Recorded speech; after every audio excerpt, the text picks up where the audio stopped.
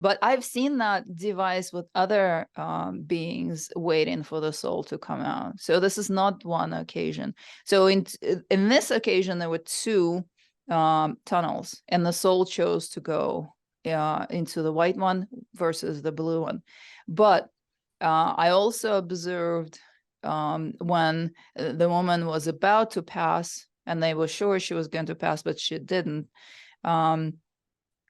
There was only a blue light tunnel, a tunnel of blue light, and there were small beings that were no kind of like the grays, but they were blue color, and there were 6 or 7 of them, and they were really kind of impatiently waiting for her, and they had the same device. Kind of my thought at that point was like, oh, they're kind of accounting for the soul, you know, just gonna check her off once she comes out.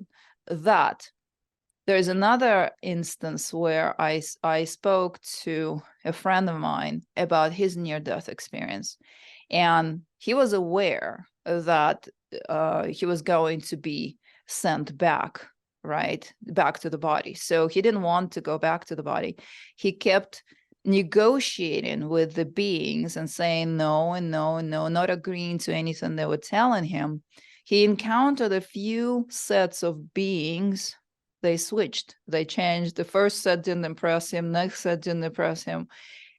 And then they started offering him at some point, they offered him to go to a different planet where life was going to be a little easier. So that kind of confirmed that vision that I had, but the vision I had later, which is it's all over my life, because I started astral projecting since I was 17.